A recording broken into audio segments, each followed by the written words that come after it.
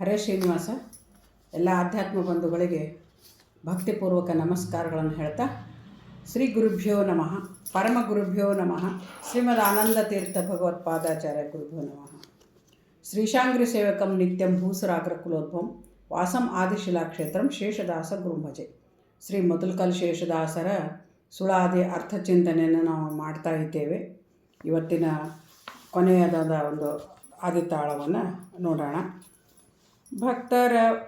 ಭಕ್ತರ ಭಾಗ್ಯವನ್ನು ವರ್ಣಿಪರಾರಯ ಶಕ್ತನಾದರೂ ನೀನು ಭಕ್ತರಿಗೆ ಸೋಲುವಿ. ಸಪ್ತದ್ವಯಲೋಕಕ್ಕೆ ಕರ್ತೃ ನೀನಾದರೂ ಭಕ್ತರ ವಶನಾಗಿ ಕರದಲ್ಲಿ ಬರುವಿ. ಭಕ್ತರು ನಿನ್ನ ನೋಡ್ಪ ಸೌಖ್ಯದ ವ್ಯತಿರಿಕ್ತ ಮುಕ್ತಿಯನಾದರೂ ಅಪೇಕ್ಷೆ ಮಾಡರಯ್ಯ. ಪ್ರತ್ಯುಪಕಾರ ಗುರು ವಿಜಯ ವಿಠಲ ನಿನ್ನ ಕೃತ್ಯಗಳುಣಿಸುವಿ. ಭಕ್ತರಿಗಳು ಕುಂದಿ ಭಕ್ತರಾಧೀನತೆ ಬಲಭೂಷಣೆಲೋ ನಿನಗೆ ಉತ್ತಮೋತ್ತಮ ಗುರು ವಿಜಯ ವಿಠಲರೇಯ. ಭಕ್ತರಾಧೀನತೆ ಬಲಭೂಷಣೆಲೋ ನಿನಗೆ ಉತ್ತಮೋತ್ತಮ ಗುರು ವಿಜಯ ವಿಠಲರೇಯ.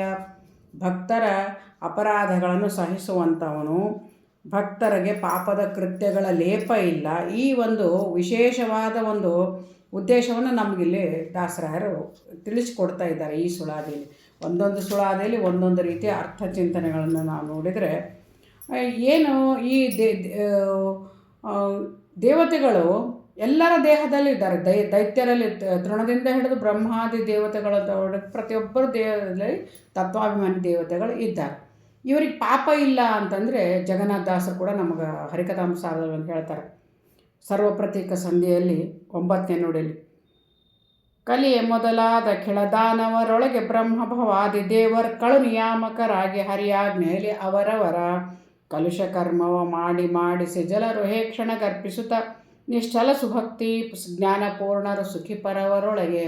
ನೋಡ್ರಿ, ಕಲಿ ಮೊದಲಾದ ದೈತ್ಯರೊಳಗೂ ಕೂಡ ಇವರು ಈ ರೀತಿ ಕರ್ಮಗಳನ್ನು ಮಾಡಿದಾಗ, ದುಷ್ಕರ್ಮನೇ ಅವರು ಮಾಡೋದು, ದುಷ್ಕರ್ಮನೇ ಯದ್ಯಪಿ ಆದರೂ ಕೂಡ ಬ್ರಹ್ಮನಿಂದ ಹಿಡಿದು ಎಲ್ಲ ದೇವತೆಗಳು ಅವರಲ್ಲಿ ಇರ್ತಾರೆ.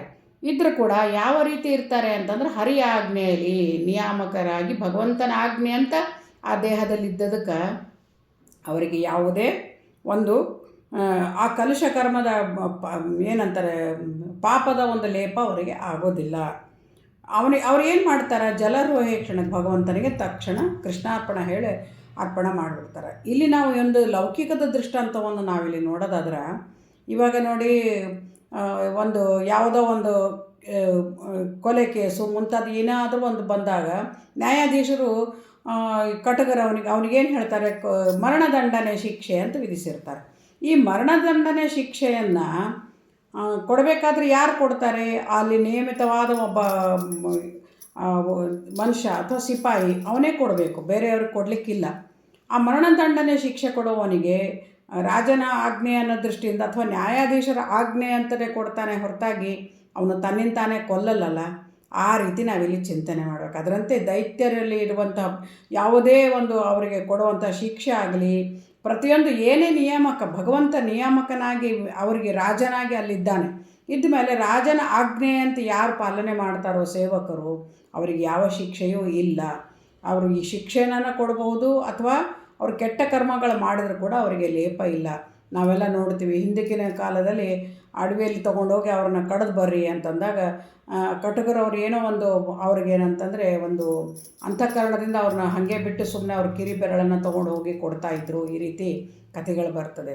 ಯಾಕೆ ಅಂದರೆ ಆ ಅಂತಃಕರಣ, ಅದೇ ರೀತಿ ಭಗವಂತನ ಒಂದು ಅಂತಃಕರಣ ಇದ್ದಂತಹ ಜೀವಿಗಳು ಅಥವಾ ಭಗವಂತನ ಆಜ್ಞೆ ಅಂತ ಮಾಡುವಂಥವರಿಗೆ ಅವನಿಗೆ ನ್ಯಾಯಾಧೀಶ ಕೊಟ್ಟ ನ್ಯಾಯದಂತೆ ನಡೆದಿದ್ದಾನೆ ಹೊರತಾಗಿ ಅವನ ಸ್ವಂತವಾಗಿ ಅವನ ಮೇಲೆ ಯಾವ ದ್ವೇಷದಿಂದ ಮಾಡಿಲ್ಲಲ್ಲ ಆ ಕೃತ್ಯ. ಆ ರೀತಿ ಭಗವಂತ ಏನಂತಂದರೆ ನ್ಯಾಯಾಧೀಶರು ಅವರಿಗೆ ಕ್ಷಮ ಮಾಡ್ತಾರೆ. ಅವರ ನೇಮನ ಅದು ನೇಮ ಮಾಡಿದ ಪ್ರಕಾರವಾಗಿ ನಡೆದಿದ್ದಾನೆ. ಅದಕ್ಕೆ ಜಲರೋಹೇಕ್ಷಣ ಭಗವಂತನಿಗೆ ಅರ್ಪಣೆ ಮಾಡಿ, ಅವರಿಗೆ ಅರ್ಪಣಾ ಬುದ್ಧಿ ಇದೆ ದೇವತೆಗಳಿಗೆ, ಯದ್ಯಪಿ ಆ ದೃಷ್ಟಿಯಿಂದ ಅವರಿಗೆ ಪಾಪದ ಲೇಪ ಇಲ್ಲ. ಅದಕ್ಕೆ ಒಡೆಯರಿದ್ದ ವನಸ್ಥ ಫಲಗಳ ಬಡಿದು ತಿಂಬುವರುಂಟೆ ಲೋಕದ ಅಂತ ಹೇಳ್ತಾರೆ. ಅಂದರೆ ಭಗವಂತ ಒಡೆಯ, ಅವನು ಇದ್ದಲ್ಲಿ ಯಾವ ಒಂದು ಬಡಿದು ತಿನ್ನೋರು ಉಂಟು ಯಾರೂ ಇಲ್ಲ, ಅವನಿಗೆ ನೋಡಲಿಕ್ಕೆ ಅಂಜುತ್ತಾರಂತೆ ಭಯದಿಂದ ಅವರು. ಯಾಕಂದರೆ ದೇವತೆಗಳನ್ನು ಮುಟ್ಟಲಾಪವೇ ಪಾಪಕರ್ಮಗಳು, ಅವು ಹತ್ರ ಕೂಡ ಸುಳಿಯಲ್ಲಂತೆ. ಮುಂದೆ ಹೇಳ್ತಾರೆ, ಆವ ಜೀವರೊಳಿದ್ದರೆ ನಿನ್ನಾವ ಕರ್ಮವ ಮಾಡಲೇ, ನಿನ್ನಾವ ಗುಣರೂಪಗಳು ಉಪಾಸನೆ ಮಾಡಲೇನವರು. ಕಾವನಯನ ಪರಮ ಸತ್ಕರುಣಾವಲೋಕನ ಬಲವಿಚರಿಸುವ ದೇವತೆಗಳನ್ನು ಮುಟ್ಟಲಾಪವೇ ಪಾಪಕರ್ಮಗಳು. ಯಾವುದೇ ದೇಹದೊಳಗಿದ್ದರೂ ಕೂಡ ಅವರವರು ಯಾವ ರೀತಿ ಉಪಾಸನೆ ಮಾಡ್ತಾರೋ, ಅಂದರೆ ಕೆಲವರು ದಾಸೋಹಂ ಅಂತ ಉಪಾಸನೆ ಮಾಡ್ತಾರೆ, ಕೆಲವರು ಸೋಹಂ ಅಂತ ಉಪಾಸನೆ ಮಾಡ್ತಾರೆ. ಅಂದರೆ ಭಗವಂತ ನಾನು ನಿನ್ನ ದಾಸ ಅಂತ ಉಪಾಸನೆ ಮಾಡೋರು ಎಷ್ಟು ನಾವೆಲ್ಲ, ಸೋಹಂ ಅಂತ ಉಪಾಸನೆ ಮಾಡೋರು ದೈತ್ಯರು. ಅಂದರೆ ನಾನೇ ಮಾಡಿದೆ ಅಥವಾ ನನ್ನಿಂದ, ಅಹಂ ಅಂತ ಏನು ಉಪಾಸನೆ ಮಾಡ್ತಾರೋ ಅದು ವಿರುದ್ಧ, ಭಗವಂತನೇ ವಿರುದ್ಧ. ಯಾಕಂತಂದರೆ ಎಲ್ಲ ನಾವು ಸ್ವತಂತ್ರರು ಅಲ್ಲ ಅನ್ನೋದು ದೃಷ್ಟಿ, ನಾವು ಅದನ್ನು ಮುಖ್ಯವಾಗಿ ಉಪಾಸನೆಯಲ್ಲಿ ನಾವು ಅದನ್ನು ತಿಳ್ಕೋಬೇಕಾಗಿದ್ದು. ನಾವು ಅಹಂ ಅಲ್ಲ, ಭಗವಂತನ ಹೆಸರು ಅಹಂ ಅನ್ನೋದು ರಹಸ್ಯ ನಾಮ.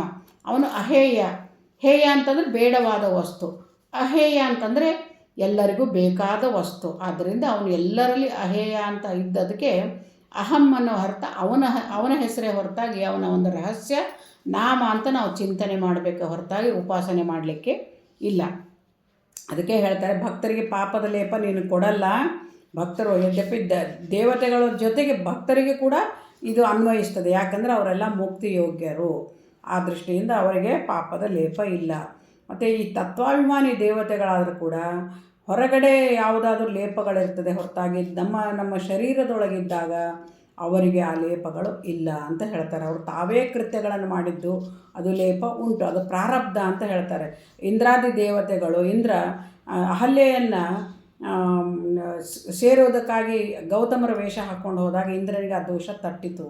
ಯಾಕೆ ತಟ್ಟಿತು ಅಂತಂದರೆ ಅದು ನಮ್ಮ ಶರೀರದೊಳಗಿದ್ದುದಲ್ಲ, ಅವನು ತಾನೇ ಸ್ವತಃ ಗೌತಮರ ವೇಷದಿಂದ ಹೋದದ್ದಕ್ಕಾಗಿ ಅವನಿಗೆ ಆ ಬಾಧೆ ತಟ್ಟಿತು, ಪ್ರಾರಬ್ಧ ಅಂತ. ಅದು ಕೂಡ ಭಗವಂತನ ಆಜ್ಞೆಯಿಂದನೇ ಆಗಿತ್ತು. ಅದನ್ನೇನಂತಂದರೆ ಗೋಪ ಗುರುವಿನ ಮಡದಿ ಮೃಗನಗ ಚಾಪ ಮೊದಲಾದವರು ಮಾಡಿದ ಮಹಾಪರಾಧಗಳು ಎಣಿಸಲಿಲ್ಲ ಸ್ವಾಮಿ, ಎಣಿಸಲಾರ್ದ. ಅದು ಬೇರೆ ಬೇರೆ ಕಾರಣಗಳಿರುತ್ತೆ. ಆ ದೃಷ್ಟಿಯಿಂದ ನಾವು ನೋಡೋದಾದರೆ ಯಾಕೆ ಅಂದರೆ ಗೌತಮರ ಒಂದು ಇದು ತಪಸ್ಸಿನ ಪ್ರಭಾವ ಬಹಳ ಉನ್ನತ ಮಟ್ಟದ್ದಾಗಿಬಿಟ್ಟಿತ್ತು. ಅವರು ತುಂಬ ಸಾಧನೆ ಮಾಡಿದ್ದಕ್ಕೆ ಅದನ್ನು ಇಳಿಸಬೇಕಾಗಿತ್ತು. ಯಾವುದೇ ನಮ್ಮ ಪುಣ್ಯ ಆಗಲಿ ಪಾಪ ಆಗಲಿ ಅದನ್ನು ಕಡಿಮೆ ಮಾಡೋದು ಸ್ವಾಮಿಯ ಕೆಲಸ.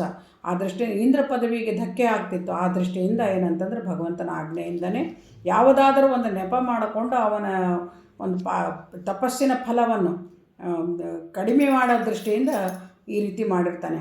ಅನೇಕ ಕಾರಣಗಳು ನಮಗೆ ಉಂಟು, ನಮಗೆ ಕೇವಲ ಕಾಣಿಸೋದು ಕಾರ್ಯ ಮಾತ್ರ.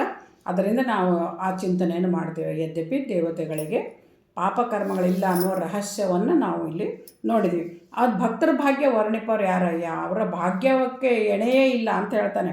ಯಾಕಂದರೆ ಶಕ್ತನಾದರೂ ನೀನು ಭಕ್ತರಿಗೆ ಸೋಲುವೆ, ನಿನಗೆಲ್ಲ ಯೋಗ್ಯತೆ ಉಂಟು, ಆದರೂ ಕೂಡ ನೀನು ಅವರಲ್ಲಿ ಥರ ನಟನೆ ಮಾಡಿ ಯಾವ ರೀತಿ ಅಂದರೆ ಸಣ್ಣ ಮಕ್ಕಳಂತೆ ನೀನು ಅವರ ಪರಾಧೀನನಾಗಿ ಅಹಂ ಭಕ್ತ ಪರಾಧೀನ ಅಂತ ಹೇಳಿಕೊಂಡು ಅವರನ್ನೇ ಮೇಲ್ ಮಾಡ್ತಿದ್ದಿ ನೀನು. ಯಾಕಂದರೆ ಸತ್ಯಂ ವಿಧಾತ, ನಿನ್ನ ಭಕ್ತರ ಮಾತನ್ನು ಸತ್ಯ ಮಾಡಲಿಕ್ಕೆ ನೀನು ಅನೇಕ ಕಾರ್ಯಗಳು ಮಾಡಿದ್ದು ನಾವು ನೋಡ್ತೀವಿ. ಸಪ್ತದ್ವಯ ಲೋಕಕ್ಕೆ ಕರ್ತೃ ನೀನಾದರೂ, 14 ಲೋಕಕ್ಕೆ ಒಡೆಯ ನೀನಾದರೂ ಕೂಡ ಕರ್ತೃ, ಕೇವಲ ಒಡೆಯ ಅಲ್ಲ, ಕರ್ತೃ, ಕರ್ಮ, ಕ್ರಿಯಾ, ಜ್ಞಾನ, ಜ್ಞೇಯ, ಜ್ಞಾತ್ರ, ಪ್ರೇರಣೆ, ಪ್ರೇರಕ ಶಕ್ತಿ, ಚೇತನಾ ಶಕ್ತಿ ಪ್ರತಿಯೊಂದು ನೀನೇ ಆಗಿದ್ದಿ. ಆದರೂ ಕೂಡ ನೀನಾದರೂ ಭಕ್ತರ ವಶನಾಗಿ ಕರೆದಲ್ಲಿ ಬರುವಿ. ಭಕ್ತರು ಕರೆದಾಗ ನೀನು ಬಂದು. ಪ್ರಹ್ಲಾದ, ಧ್ರುವ ಮುಂತಾದ ಬರೀ ನಾವು ಅಜಮಿಳ ಅವರೆಲ್ಲರನ್ನೂ ನಾವು ಕೇವಲ ಭಾಗವತದಲ್ಲಿ ಅಂತ ನೋಡೋದಂತಲ್ಲ. ಯದ್ಯಪಿ ಗುರುಗಳು ಕೂಡ ನಾವು ರಾಘವೇಂದ್ರ ಸ್ವಾಮಿಗಳು ಮುಂತಾದವರು, ವಾದಿರಾಜ ಪ್ರಭುಗಳು, ಶ್ರೀಪಾದರಾಜರು ಅವರೆಲ್ಲರೂ, ವ್ಯಾಸರಾಯರು ಇವರೆಲ್ಲರೂ ಭಗವಂತನನ್ನು ಕುಣಿಸಿದವರು, ಕೃಷ್ಣನ ಕುಣಿಸಿದವರು, ನಾರದರು, ಪುರಂದರದಾಸರು.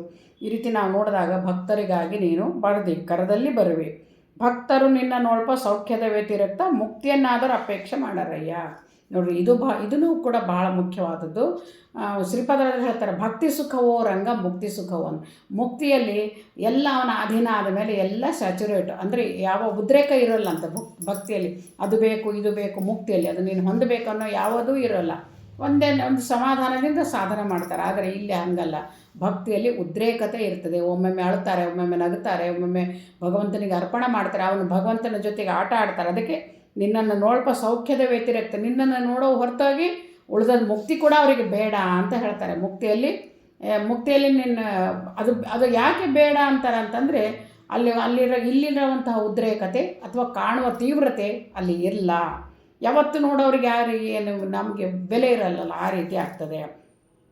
ಪ್ರತಿ ಉಪಕಾರಿ ಗುರು ವಿಜಯ ವಿಠ್ಠಲರೇಯ ನಿನ್ನ ಕೃತ್ಯಗಳೆಣಿಸುವ ಭಕ್ತರಿಗೆ ಅಳುಕುಂದಿ.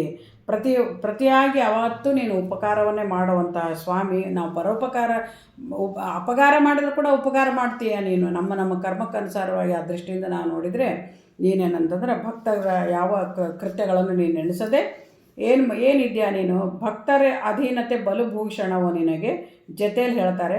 ಉತ್ತಮೋತ್ತಮ ಗುರು ವಿಜಯ ವಿಠ್ಠಲರೇ. ಉತ್ತಮೋತ್ತಮ ಅಂದರೆ ಎಲ್ಲರಿಗಿಂತ ಸರ್ವೋತ್ತಮ, ಸರ್ವತಂತ್ರ ಸ್ವತಂತ್ರ ಉತ್ತಮೋತ್ತಮ. ಭಕ್ತರ ಅಧೀನತೆ ಬಲಭೂಷಣ ಅಂದರೆ ಭಕ್ತರು ಬಹಳ ನನಗಿಷ್ಟ ಅಂತ ನೀನು ಅವರ ಅಧೀನನಾಗೇ ಇದ್ದೀಯಾ. ಯಾಕೆ ಅಂತಂದರೆ ಭಕ್ತರು ಅಧೀನ ಯಾಕಿದ್ದಾನೆ ಅನ್ನೋದಕ್ಕೆ ನಾವು ಅರ್ಥ ಮಾಡ್ಕೋಬೇಕಾದ್ರೆ, ಭಕ್ತರು ಅವನನ್ನು ಯಥಾಮತಿ ತಿಳ್ಕೊಂಡಿದ್ದಾರೆ. ಅವನ ಗುಣರೂಪ ಕ್ರಿಯೆಗಳನ್ನು ತಾವು ತಿಳ್ಕೊಳ್ಳೋದಲ್ಲದೆ ಭಕ್ತ ಹೀಗಿದ್ದಾನೆ ಅಂತ ಲೋಕಕ್ಕೂ ಕೂಡ ತೋರಿಸಿಕೊಟ್ಟಂಥವ್ರು ಆನಂದ ತೀರ್ಥರು ಮೊದಲಾದವರು ನಾವು ನೋಡ್ತೀವಿ.